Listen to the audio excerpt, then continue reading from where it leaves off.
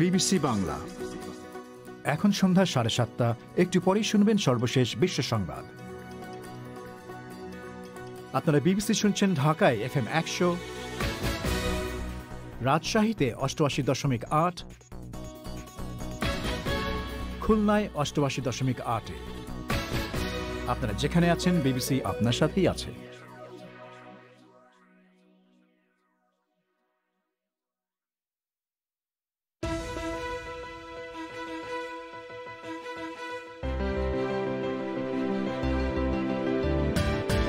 BBC বাংলার প্রবাহে আজকে প্রধান খবর। যুক্তরাষ্ট্রের প্রেসিডেন্ট নির্বাচনে খুবই গুরুত্বপূর্ণ রাজ্য জর্জিয়ায় ট্রাম্পের চেয়ে 1000 ভোটে এগিয়ে গেছেন ডেমোক্র্যাট প্রার্থী জো বাইডেন।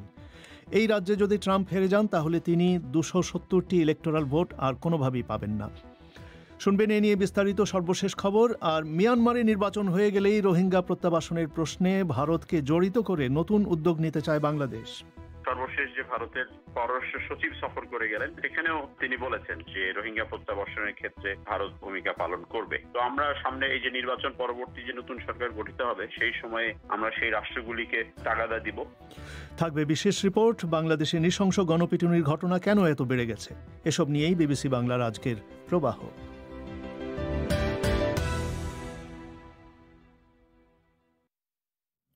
বিবিসি বাংলার সান্ধ্য অনুষ্ঠান প্রবাহে আপনাদের সবাইকে স্বাগত জানাচ্ছি। আমি পুলক গুপ্ত। এখনকার প্রধান খবর, মার্কিন প্রেসিডেন্ট নির্বাচনের ভোট গণনা এখনও চলছে, তবে একটু একটু করে জয়ের পথে এগিয়ে যাচ্ছেন জো বাইডেন। সবশেষ খবর অনুযায়ী ডেমোক্র্যাট প্রার্থী জো বাইডেন জর্জিয়া রাজ্যে প্রাপ্ত ভোটের সংখ্যায় ডোনাল্ড ট্রাম্পকে ছাড়িয়ে গিয়েছেন। এই রাজ্যে ইলেকটোরাল ভোটের সংখ্যা 16টি এবং মিস্টার ট্রাম্পকে জিততে হলে এই রাজ্যে জিততেই হবে। প্রেসিডেন্ট নির্বাচনে জিততে হলে যে কোনো প্রার্থীকেই 270টি ইলেকটোরাল ভোট পেতে হয় এবং এখন পর্যন্ত বাইডেন পেয়েছেন 253টি আর ট্রাম্প 214টি। এখন যে 6টি রাজ্যে ভোট গণনা চলছে তার 3টিতে জো বাইডেন এগিয়ে আছেন আর 3টিতে এগিয়ে আছেন ডোনাল্ড ট্রাম্প। সবশেষ খবর কি তা জানাতে এখন আমার সঙ্গে স্টুডিওতে যোগ দিচ্ছেন বিবিসি বাংলার শাকিল আনোয়ার। শাকিল, নির্বাচনের পর আজ তৃতীয় দিন, এখনও আমরা জানি না যে কে জিতবেন, কিন্তু ট্রেন্ডটা কি?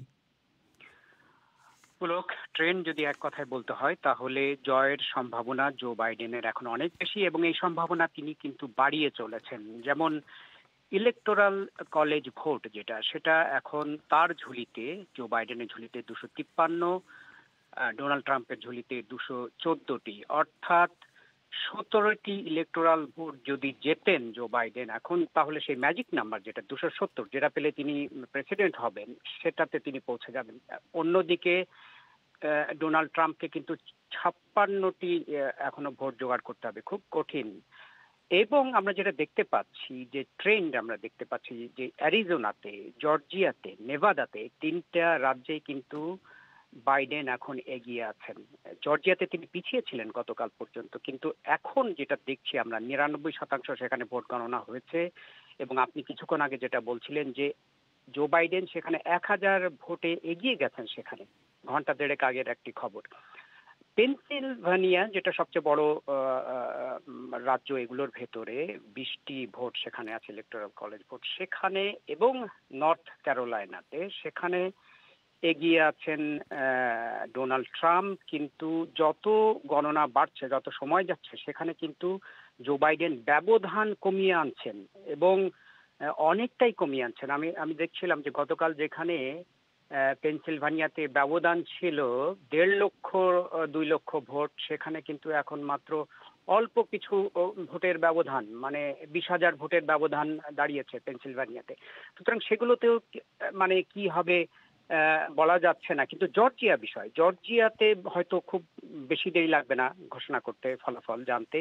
এবং জর্জিয়া যদি লিডটা ধরে রাখতে পারেন জো বাইডেন, তাহলে কিন্তু মানে ডোনাল্ড ট্রাম্পের আর কোনো সম্ভাবনাই থাকবে না 270-এ পৌঁছানোর। তাহলে আমাদের একবার বলুন যে কাকে কোন রাজ্যে জিততে হবে এই ম্যাজিক নাম্বার 270-এ পৌঁছাতে হলে, অঙ্কটা তাহলে কি দাঁড়াচ্ছে দুই প্রার্থীর জন্য? ধরুন ম্যাজিক নাম্বার, আমি আপনাকে যেটা বলছিলাম যে তার 17টা দরকার জো বাইডেনের আর ভোট পেতে। এখন তিনি যদি জর্জিয়া, অ্যারিজোনা বা নেভাডার যে কোনো দুটো যদি জেতেন, যে কোনো দুটো জিতলেই কিন্তু তিনি সেই টপকে যাবেন 270। অন্যদিকে ডোনাল্ড ট্রাম্প সেই ম্যাজিক নাম্বারে পৌঁছতে কিন্তু তার 56টি ভোট এখনো দরকার। তার অর্থ তাকে পেনসিলভানিয়াতে জিততেই হবে 20টি ভোট এবং আরো 3টি রাজ্যে জিততে হবে, জর্জিয়া সহ। জর্জিয়াতে জিততেই হবে আরো 3টি। তো এখন এটা যে একেবারে অসম্ভব তা নয়, কিন্তু জর্জিয়া কিন্তু মানে যদি বাইডেনের ঝুলিতে চলে যায় তাহলে কিন্তু একদম ঘুরে যাবে, মানে সেই সম্ভাবনা একদম কমে যাবে ডোনাল্ড ট্রাম্পের, মানে থাকবেই না। একটা মজার অঙ্ক কিন্তু হতে পারে পুলক, সেটা হচ্ছে ধরুন জর্জিয়া জিতে গেলেন জো বাইডেন এবং 269টি তার দাঁড়ালো, কিন্তু ট্রাম্প আবার অ্যারিজোনা জিতলেন, নর্থ ক্যারোলাইনা জিতলেন, নেভাদা জিতলেন, পেনসিলভানিয়া জিতলেন। তখন কিন্তু তারও কিন্তু 269টি দাঁড়াবে, টাই হয়ে যাবে। এটাও হতে পারে, একেবারে অসম্ভব কিছু না। এবং যদি তাই হয় তখন কিন্তু এই কে প্রেসিডেন্ট হবেন সেই সিদ্ধান্ত জানাবে কংগ্রেস, কংগ্রেসে যাবে হাউস অফ রিপ্রেজেন্টেটিভ, তখন ভোট দিয়ে প্রেসিডেন্ট নির্বাচিত করবেন।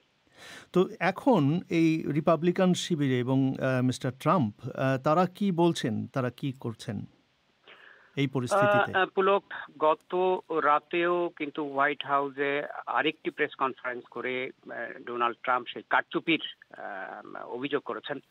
কোনো প্রমাণ দেননি তিনি, পোস্টাল ব্যালটের কথাই বলছেন কারচুপির প্রসঙ্গে। এবং যেহেতু প্রমাণ দেননি সে সময় কিন্তু দেখা গেছে যে অনেক টিভি নেটওয়ার্ক আমেরিকাতে তারা কিন্তু মাঝপথে তার ওই বিবৃতি প্রচার বন্ধ করে দিয়ে দর্শকদের বলছে যে এসব অভিযোগের পেছনে কোনো ভিত্তি নেই। তো বিভিন্ন রাজ্যের আদালতে অনেকগুলো মামলা হয়েছে গত দুদিন ধরে। সেই সব মামলা ছোটখাটো মামলাও আছে, কয়েকশো ভোটের কারচুপির মামলা আছে, আবার কয়েক হাজার ভোটের কারচুপির মামলা আছে, পর্যবেক্ষকদের কাজ করতে দেওয়া হয়নি সে ধরনের মামলা আছে। কিন্তু প্রমাণ তেমন কিছু দিতে পারেননি যারা মামলা করেছেন রিপাবলিকান। স্থানীয়ভাবে অনেক মামলা সাথে সাথেই খারিজ হয়ে গেছে। এখন বিষয়টা হচ্ছে শেষ পর্যন্ত যদি খুব টাইট হয় ফলাফল, ধরুন যদি এই ফলাফলটা নির্ভর করে পেনসিলভানিয়ায় কি হবে সেখানে সে ঠেকে গেল, তখন একটা আশঙ্কা বা একটা ধারণা আছে রিপাবলিকানরা হয়তো বড় কোনো অভিযোগ নিয়ে তারা সুপ্রিম কোর্টে যাবেন এবং সেখানে গেলে মানে দীর্ঘ একটা আইনি প্রক্রিয়ার ভিতরে পড়ে যেতে পারে, এরকম একটা আশঙ্কা আছে। আর বিক্ষোভ হচ্ছে, তার ডোনাল্ড ট্রাম্পের সমর্থকরা বিভিন্ন জায়গায় বিচ্ছিন্নভাবে বিক্ষোভ করছেন, কিন্তু তেমন বড় কোনো সহিংসতা এখনো হয়নি, এখন পর্যন্ত হয়নি। শাকিল, আপনাকে অনেক ধন্যবাদ। মার্কিন প্রেসিডেন্ট নির্বাচনের সর্বশেষ খবর জানাচ্ছিলেন শাকিল আনোয়ার। আপনারা শুনছেন বিবিসি বাংলার সান্ধ্য অধিবেশন প্রবাহ।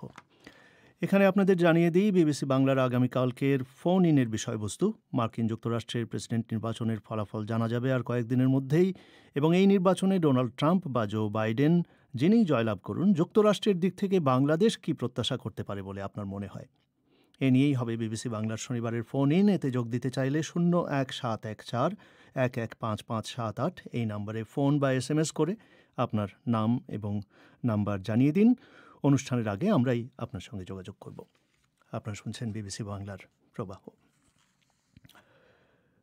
বাংলাদেশ মিয়ানমারের নির্বাচনের পর রোহিঙ্গা প্রত্যাবাসনের প্রশ্নে নতুন করে উদ্যোগ নিতে চাইছে। বাংলাদেশের পররাষ্ট্র প্রতিমন্ত্রী শাহরিয়ার আলম বিবিসিকে বলেছেন যে এই উদ্যোগে বাংলাদেশ, ভারত এবং চীন সহ কয়েকটি দেশকে সক্রিয়ভাবে জড়িত করতে চাইছে। একই সাথে মিস্টার আলম বলছেন যে করোনা ভাইরাস মহামারী এবং মিয়ানমারের নির্বাচনের কারণে 1 বছর ধরে দ্বিপাক্ষিক চেষ্টাতেও কাঙ্ক্ষিত অগ্রগতি হয়নি এবং বাংলাদেশ এই দ্বিপাক্ষিক উদ্যোগেও গতি আনবার চেষ্টা করবে। আগামী 8ই নভেম্বর মিয়ানমারে নির্বাচন হতে যাচ্ছে।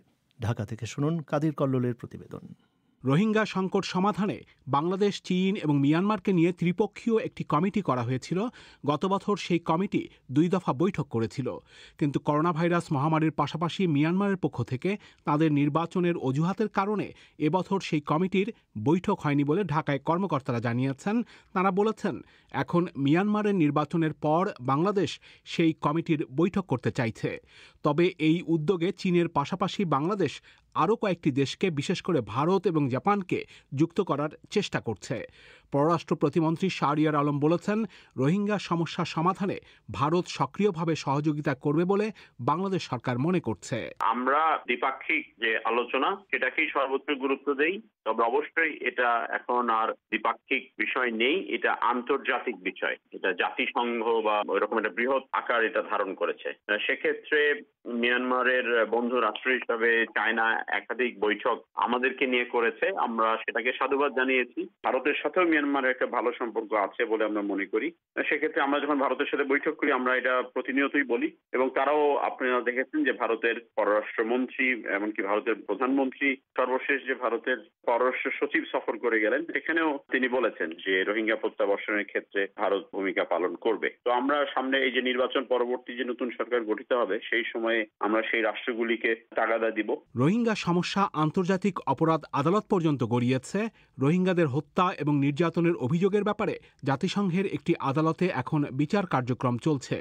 যদিও বিশ্লেষকদের অনেকে বলেছেন আন্তর্জাতিক আদালতে বিচারের কারণে মিয়ানমার কিছুটা চাপে পড়েছে, কিন্তু মিয়ানমারে নির্বাচনে যেই সরকার ক্ষমতায় আসুক না কেন সেই সরকার রোহিঙ্গাদের ফেরত নেয়ার ব্যাপারে নিজেরা কোনো উদ্যোগ নেবে কিনা সেই প্রশ্নে বিশ্লেষকদের মধ্যে সন্দেহ রয়েছে।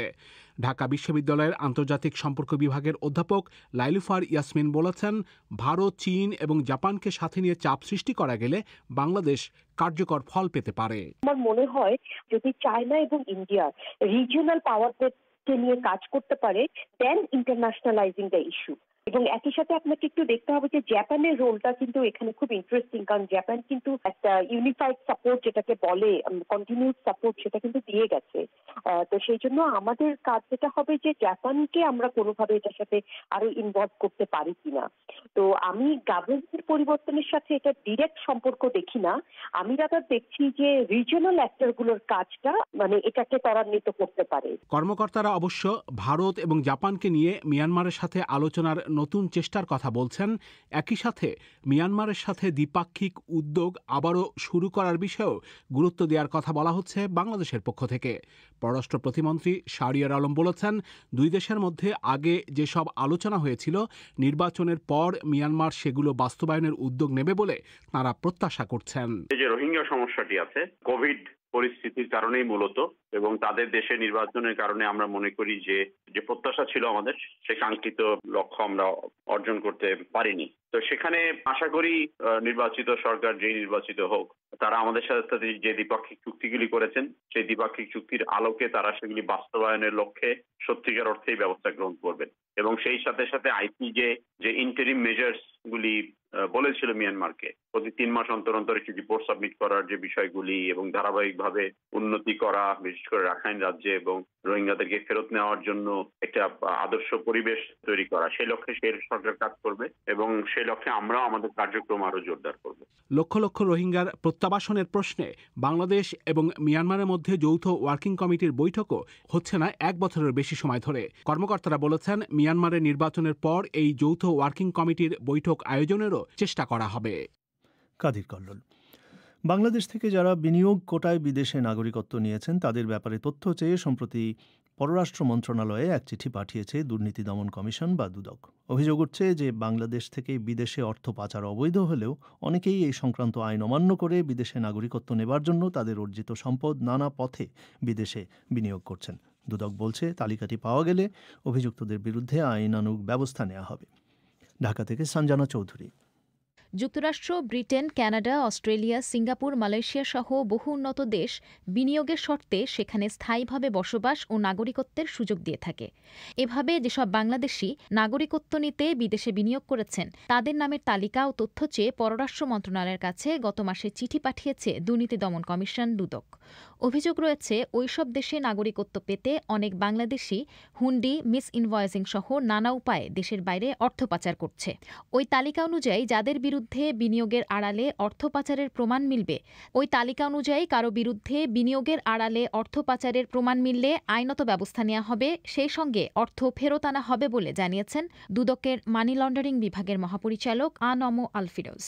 বিদেশে ইনভেস্টমেন্ট কোটায় যারা গিয়েছে তাদের তথ্য এবং তালিকা আমরা ফরেন মিনিস্ট্রি থেকে চেয়েছি। সেই তালিকা যদি আমরা পাই সেক্ষেত্রে আমরা অনুসন্ধান করব, তদন্ত করে পরবর্তী আইনগত ব্যবস্থা নেব। আমাদের বিভিন্ন জরিপ সংস্থা বিভিন্ন সমীক্ষায় দেখা যায় যে বিদেশে অর্থ পাচারের বিষয়গুলো বিভিন্ন পত্রপত্রিকায় যে উল্লেখ করেছে সেটার সাথে মিলিয়ে দেখব যে আসলে অর্থ পাচার ঘটছে কিনা, তাদের সামর্থ্য আছে কিনা, তারা কত টাকা সেখানে বিনিয়োগ করছে, অর্থ কিভাবে এখান থেকে গেল সেটা আমরা খোঁজ খবর নিতে পারি। তো সেক্ষেত্রে অর্থ উদ্ধারের চেষ্টা করব। বাংলাদেশের কোনো ব্যক্তি বা প্রতিষ্ঠান বিদেশে বিনিয়োগ করতে চাইলে তাকে বাংলাদেশ ব্যাংকের অনুমোদন নিতে হয়। বাংলাদেশ ব্যাংক এ পর্যন্ত হাতে গোনা কয়েকটি প্রতিষ্ঠানকে এই বিনিয়োগের সুযোগ দিয়েছে বলে জানান কেন্দ্রীয় ব্যাংকের মুখপাত্র সিরাজুল ইসলাম। এর বাইরে অনেক ব্যক্তি ও প্রতিষ্ঠান কোনো অনুমোদন না নিয়েই বিদেশে বিপুল পরিমাণ বিনিয়োগ করেছে বলে তিনি অভিযোগ করেন। তবে এই অর্থ পাচার ঠেকাতে বাংলাদেশ ব্যাংক সংশ্লিষ্ট সরকারি সংস্থাগুলোর সাথে নিবিড়ভাবে কাজ করছে বলে জানান মিস্টার ইসলাম। 10-12টা কোম্পানির মধ্যেই সীমাবদ্ধ যারা বাইরে বিনিয়োগ করার এই জাতীয় অনুমতি পেয়েছে। অবৈধ ভাবে টাকা পাচার করার যে ব্যাপারটা, এইটা বিএফআই মানি লন্ডারিং ডিপার্টমেন্ট তারা এই তথ্য নিয়ে সিআইডি দুর্নীতি দমন কমিশনের সব তথ্য জমা দেন। আর ব্যাংকের থ্রুতে যদি ওভার ইনভয়েসিং বা আন্ডার ইনভয়েসিং এর মাধ্যমে যদি করা হয়, সেটা অবশ্যই বাংলাদেশ ব্যাংক সচেতন আছে এবং যে যাতে কেউ এক্সপোর্টের দাম দিয়ে ওভার ইনভয়েসিং করে বিদেশে টাকা পাচার করতে না পারে। টিআইবির মতে যেসব ব্যবসায়ী বৈধ ও অবৈধ উপায়ে বিপুল অর্থ উপার্জন করছেন তারা এবং ঋণখেলাপিরা এই বিনিয়োগ কোটার আওতায় বিভিন্ন দেশে স্থায়ী বসবাসের সুযোগ নিচ্ছেন এবং সেখানেই তাদের সেকেন্ড হোম গড়ে তুলছেন। প্রতি বছরই দেশ ছেড়ে যাওয়া সম্পদশালীদের সংখ্যা বাড়ায় বাংলাদেশের অর্থনীতি বিপুল পরিমাণ বিনিয়োগ এবং রাজস্ব থেকে বঞ্চিত হচ্ছে বলে জানান সংস্থাটির নির্বাহী পরিচালক ইফতেখারুজ্জামান। এর কারণ হিসেবে সংশ্লিষ্টদের দায়িত্বহীনতা, জবাবদিহিতা ও দৃঢ়তার ঘাটতি এবং প্রক্রিয়াগত দুর্বলতাকে দায়ী করেছেন তিনি। এর আগে জাতীয় রাজস্ব বোর্ড বাংলাদেশ থেকে পাচার হওয়া অর্থ ফেরত আনতে বিভিন্ন দেশের সরকার ও প্রতিষ্ঠানের সাথে চুক্তি স্বাক্ষর করে, কিন্তু পরবর্তীতে সেই কার্যক্রম বেশি দূর এগোয়নি। তবে পররাষ্ট্র মন্ত্রণালয়, দুর্নীতি দমন কমিশন সহ সংশ্লিষ্ট সংস্থাগুলো এবার উদ্যোগী হলে এ অর্থ উদ্ধার সম্ভব বলে মনে করছেন মিস্টার ইফতেখারুজ্জামান। কারা কারা কিভাবে তারা গেছেন, সম্পদের মালিক হয়েছেন, সেখানে সেই তথ্য কিন্তু আমাকে আপনাকে দিবে না, কিন্তু সরকারকে দিতে বাধ্য। এই সুযোগটা আমাদের দেশের সংশ্লিষ্ট কর্তৃপক্ষ কখনো নেয় নাই। এর কারণটা হচ্ছে যারা এই ধরনের প্রক্রিয়ার মাধ্যমে দেশি নাগরিকত্ব গ্রহণ করেছেন তাদের একটা বিরাট অংশ অত্যন্ত প্রভাবশালী। কাজেই কান টানলে মাথা চলে আসতে পারে, এই ভয়তে আমাদের সংশ্লিষ্ট কর্তৃপক্ষগুলো তারা যথাযথ দায়িত্বটি পালন করছে না। যারা মোটামুটি মধ্যম উচ্চ মধ্যম পর্যায়ের সরকারি কর্মকর্তারা রয়েছেন তাদেরও একটা উল্লেখযোগ্য অংশ এই ধরনের সেকেন্ড হোম করেছেন। তথ্য পাওয়া যায়। যেসব বাংলাদেশি বিদেশে বিনিয়োগ করে নাগরিকত্ব পেয়েছে তাদের তালিকা ওইসব দেশের বাংলাদেশ দূতাবাস ও মিশনগুলো থেকে সংগ্রহ করে থাকে পররাষ্ট্র মন্ত্রণালয়। তারা চাইলে সংশ্লিষ্ট দেশের সঙ্গে সরাসরি যোগাযোগের মাধ্যমে সেই সঙ্গে গোয়েন্দা সংস্থার সহায়তা নিয়েও তথ্য সংগ্রহ করতে পারে। দুদক এরই মধ্যে কয়েকটি দেশের কাছে তথ্য চেয়ে চিঠি পাঠিয়েছে বলে জানিয়েছে। ঢাকা থেকে সঞ্জনা চৌধুরী। এবারে আজকের সংক্ষিপ্ত বিশ্ব সংবাদ মোয়াজ্জেম হোসেনের কাছে। ইতালিতে করোনা ভাইরাস ঠেকাতে নতুন করে লকডাউন আরোপের প্রথম দিনে আজ বড় দুটি শহর মিলান এবং তুরিনে পথঘাট অনেকটাই শান্ত ছিল বলে খবর পাওয়া যাচ্ছে। মিলানে বিভিন্ন ট্রেন স্টেশনের বাইরে পুলিশ লোকজনকে থামিয়ে ভ্রমণের যথাযথ কারণ আছে কিনা তা পরীক্ষা করছে। প্রধানমন্ত্রী জুসেপে কন্টে সতর্ক করে দিয়েছেন যে কঠোর ব্যবস্থা না নিলে কয়েক সপ্তাহের মধ্যেই হাসপাতালের ইন্টেনসিভ কেয়ার ইউনিটগুলো রোগীতে ভরে যাবে। ডেনমার্কের রাষ্ট্রীয় সিরাম ইনস্টিটিউট বলছে জুন মাস থেকে এ পর্যন্ত 200-রও বেশি লোকের দেহে তারা মিঙ্ক নামের একটি প্রাণীর সঙ্গে সম্পর্কিত করোনা ভাইরাসের অস্তিত্ব আবিষ্কার করেছেন।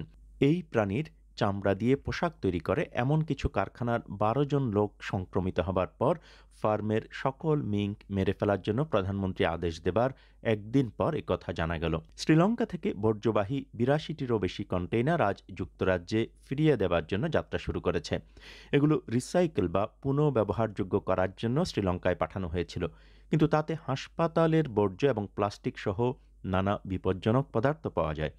এগুলো থেকে দুর্গন্ধ বেরোতে থাকলে কর্মকর্তারা সতর্ক হন এবং একটি পরিবেশবাদী গ্রুপ এসব কন্টেইনারের বিরুদ্ধে আপত্তি তুলে আইনি উদ্যোগ নেয়।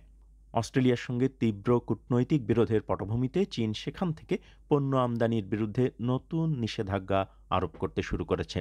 তামা, মদ, কাঠ এবং গলদা চিংড়ি আমদানি নিষিদ্ধ পণ্যের তালিকায় আছে বলে মনে করা হচ্ছে। ফেসবুক জানিয়েছে ভুয়া অ্যাকাউন্ট এবং ভুয়া পেজের 14টি স্বতন্ত্র নেটওয়ার্ক তারা বন্ধ করে দিয়েছে। 8টি দেশ থেকে এগুলো পরিচালিত হতো। ফেসবুক বলছে এসব নেটওয়ার্ক বিভ্রান্তিকর প্রচারণার মাধ্যমে রাজনৈতিক প্রভাব বিস্তারের চেষ্টা করছিল।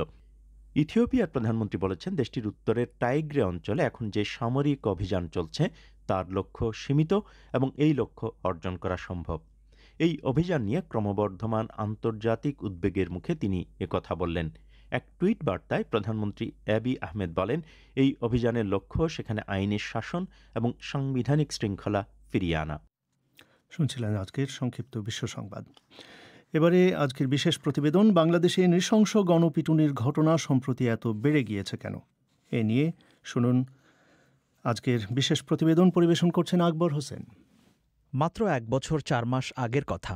বাংলাদেশ যখন ছেলেধরা ও কাটামাথা গুজবে সয়লাব, তখন ঢাকার বাড্ডা এলাকায় ছেলেধরা সন্দেহে তাসলিমা আক্তার রেনুকে প্রকাশ্যে পিটিয়ে হত্যা করা হয়।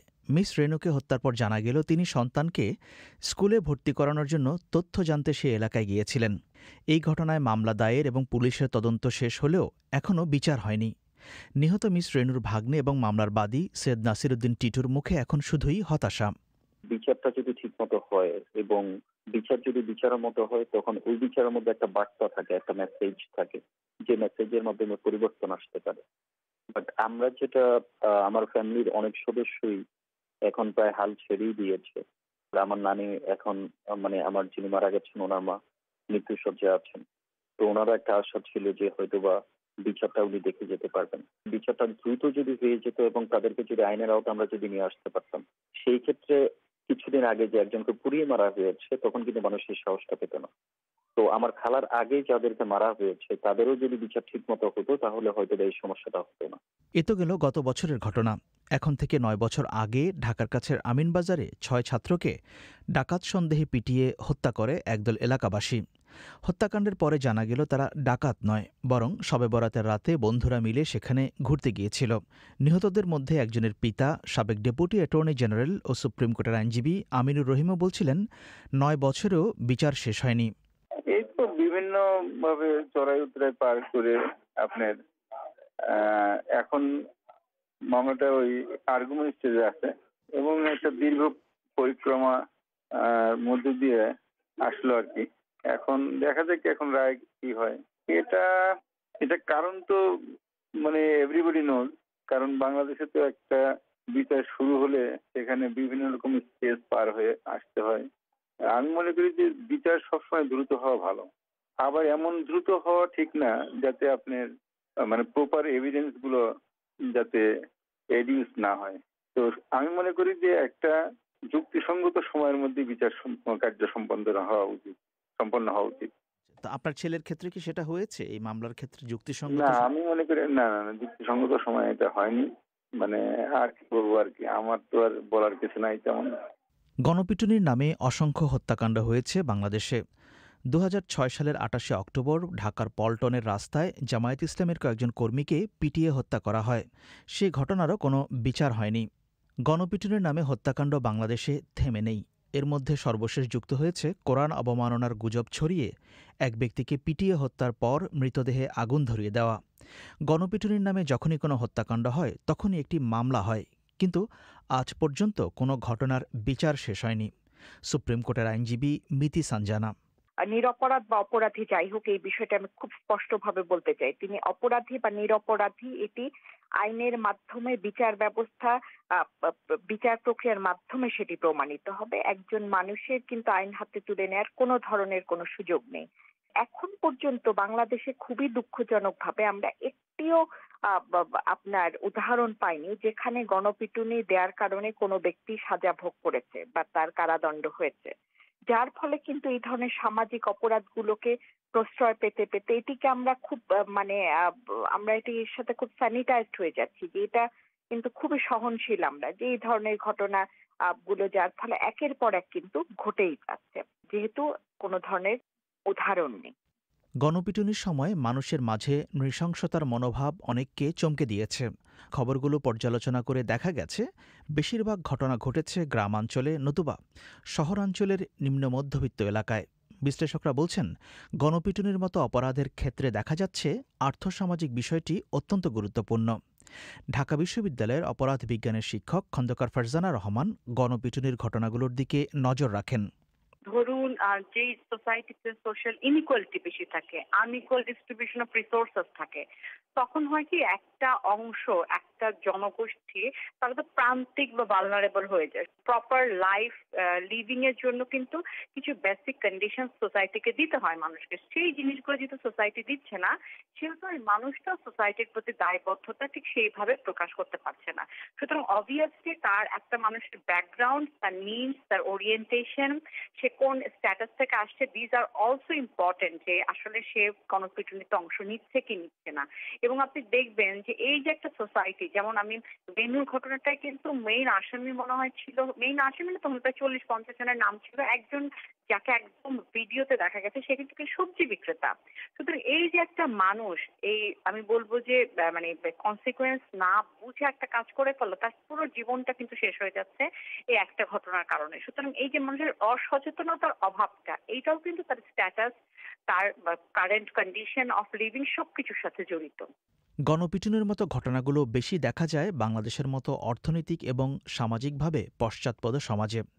মনোবিজ্ঞানীরা এই প্রবণতাকে মব সাইকোলজি হিসেবে বর্ণনা করেন। তারা বলছেন, এর সাথে শিক্ষার বিষয়টি সরাসরি জড়িত। যারা গণপিটুনির মতো অপরাধে জড়িত হচ্ছে, তারা উচিত কিংবা অনুচিতের মধ্যে পার্থক্য নির্ণয় করতে পারেন না। ঢাকা বিশ্ববিদ্যালয়ের মনোবিজ্ঞানের অধ্যাপক মাহফুজা খানমের মতে, গণপিটুনিতে অংশ নেওয়া ব্যক্তিদের সত্য মিথ্যা যাচাই করার মতো ক্ষমতাও নেই। শিক্ষার ফলে মানুষের কি হয় যে পার্সোনালিটিটা একটু স্ট্রং হয়, তাই না? নিজের কোনটা রাইট কোনটা রং এই ডিসিশনটা নেওয়ার ক্ষমতাটা মানুষের কিন্তু তখন বেশি জন্মে। তার ফলে হয় কি যে ওই সব ক্ষেত্রে এরা নিজেকে যতটুকু রেজিস্ট করতে পারে যে আমি এই বিহেভিয়ারটা করবো না। গ্রামের একটু লোকজন সাধারণত দেখা যায় যে কম শিক্ষিত হয়, বা এই যে এই ধরনের কারণে হয় কি অন্যের দ্বারা ইনফ্লুয়েন্সটা তারা বেশি হয়, অর্থাৎ রেজিস্টিং যে পাওয়ার, নিজেকে রক্ষা করার যে পাওয়ারটা এদের একটু কম থাকে, এরা যার জন্য ইনফ্লুয়েন্স হয় বেশি। এবং এটা কিন্তু দেখবেন যে ইয়াং জেনারেশনের মধ্যেই এই টেন্ডেন্সিটা বেশি। এই যে গণপিটুনিতে যারা অংশগ্রহণ করে এদের ম্যাক্সিমাম কিন্তু ইয়াং। গণপিটুনির সময় মানুষ কেন এতটা বেপরোয়া ও নৃশংস হয়ে ওঠে তার কিছু কারণ আছে। ঢাকার জাতীয় মানসিক স্বাস্থ্য ইনস্টিটিউটের অধ্যাপক তাজুল ইসলাম সামাজিক মনস্তত্ত্ব নিয়ে গবেষণা করেছেন। তিনি বলেন, কোনো ব্যক্তির এককভাবে অপরাধ করা আর সংঘবদ্ধ অপরাধ করার মধ্যে পার্থক্য রয়েছে। যখন কোন একটা কাজ আমরা করি, সেই কাজটা খারাপ হবে কিনা, সেই খারাপ কাজটা পরিণতি কি হবে, সেটা আমরা কিন্তু বিবেচনা করি। কিন্তু মব সাইকোলজিতে যেটা হয়, সেটা তারা মনে করে যে এতজন লোক যখন একসঙ্গে কাজ করছে, এটা পুরো দায়িত্ব সে এককভাবে তার নিজের কাছে সে নেয় না বা মনে করে না। সে মনে করে এটার জন্য যে পরিণতি হবে, দায়ভোগ হবে, এটা মানে ডিস্ট্রিবিউটেড হয়ে গেছে সবার কাছে, যার ফলে তার এটার যে মানে খারাপ পরিণতি, একজন মানুষকে খুন করলে যে খুনের সে এককভাবে যে সে দায়ী হবে বা তার ফাঁসি হবে, এটা যখন সে এককভাবে কাজ করতে যায় তখন যেরকম মনে হয়, মব সাইকোলজিতে সবাই মনে করে এটা তার দায়িত্ব না, মানে এটা তার দায় না এবং এটার জন্য সে রেসপন্সিবল হবে না। এরকম একটা ডিফিউশন অফ রেসপন্সিবিলিটি তাদের মনের ভিতরে থাকে। গণপিটুনির মাধ্যমে সন্দেহভাজনদের পিটিয়ে হত্যাকাণ্ডের বিরুদ্ধে বাংলাদেশের সাধারণ মানুষের মধ্যে তেমন কোনো প্রতিক্রিয়া দেখা যায় না। এই বিষয়টিকে অনেকে হয়তো উপেক্ষা করেন। সমাজের একটি অংশের মধ্যে এমন প্রবণতাও দেখা যায় যে গণপিটুনির জন্য দেশে আইনের শাসনের অভাবকেই তারা দায়ী করেন। বিশ্লেষকদের অনেকেই বলছেন, এ ধরনের মানসিকতা অপরাধীদের পরোক্ষ সমর্থন দেবার মতো। ঢাকা বিশ্ববিদ্যালয়ের অপরাধ বিজ্ঞানের শিক্ষক ফারজানা রহমান বলছেন, নিরাপত্তা বাহিনীর হাতে যেভাবে বিচার বহির্ভূত হত্যাকাণ্ড হয়, তেমনি গণপিটুনির নামেও বিচার বহির্ভূত হত্যাকাণ্ড চলছে। আমরা যদি এনকাউন্টারের জন্য এত চিৎকার চেঁচামেচি করি যে এনকাউন্টার হিউম্যান রাইটস ভায়োলেশন করতেছে, এনকাউন্টারে কোনো ব্যক্তি আইনের আওতায় না এসে তার বিচার হয়ে যাচ্ছে, তো গণপিটুনিও একটা পিওরলি এক্সট্রা জুডিশিয়াল কিলিং, এবং এটা আমি মনে করি এনকাউন্টারের মতো সেম পরিমাণ ঘৃণ্য। দ্য প্রবলেম ইজ এনকাউন্টার যারা করছে তারা একটা লিগ্যাল এন্টিটি, আমরা তাদেরকে বলছি যে তোমরা আইনের রক্ষক, তো তোমরা কেন এটা করছো, তাদেরকে অ্যাকাউন্টেবল করাটা সহজ। কিন্তু গণপিটুনিতে প্রবলেমটা হচ্ছে যে আপনি you can not identify each and every person যে কারা আসলে গণপিটুনিতে অংশগ্রহণ করলো। এবং অনেক সময় কোর্ট তাদের দীর্ঘসূত্রিতার জন্য হয়তো কোনো মামলার রায় ঠিক মতো দিতে পারে না, সেটাও সত্য। কিন্তু তার মানে এটা না যে লাইক একটা সিভিলাইজ নেশনে, যে কোনো দেশে এখন আপনি যদি নিজেই নিজের আইন তুলে নেন, সেই জায়গায় ললেসনেস তৈরি হবে। একটা বিশৃঙ্খলা তৈরি হবে। সুতরাং কোনো সিভিলাইজ কান্ট্রিতে ইট ইজ নট জাস্টিফাইড যে গণপিটুনি দিচ্ছে সে আইনের শাসন প্রতিষ্ঠা করতেছে না। এদিকে সরকারের স্বরাষ্ট্র মন্ত্রণালয়ের কর্মকর্তারা বলছেন, সাম্প্রতিক সময়ে গণপিটুনির ঘটনাগুলোর ক্ষেত্রে গুজব একটি বড় ভূমিকা পালন করেছে। প্রতিটি ঘটনায় মূল অপরাধীদের চিহ্নিত করা হয়েছে বলে কর্মকর্তারা দাবি করছেন। যেহেতু এসব ঘটনার সাথে বহু মানুষের অংশগ্রহণ থাকে, সেখানে প্রকৃত অপরাধীদের চিহ্নিত করতে সময় লাগে এবং সেজন্যই বিচার কাজেও সময় লাগছে বলে তারা উল্লেখ করেন। আকবর হোসেন। শেষ করবার আগে প্রধান খবর আরেকবার। যুক্তরাষ্ট্রের প্রেসিডেন্ট নির্বাচনে খুবই গুরুত্বপূর্ণ রাজ্য জর্জিয়ায় ট্রাম্পের চেয়ে 1000 ভোটে এগিয়ে গেছেন ডেমোক্রেটিক প্রার্থী জো বাইডেন। পরবর্তী অধিবেশন পরিক্রমা শুনবেন আশা করি। এখানেই বিদায় নিচ্ছি। আমি Pulak Gupta. Details of all our services are at bbcworldservice.com.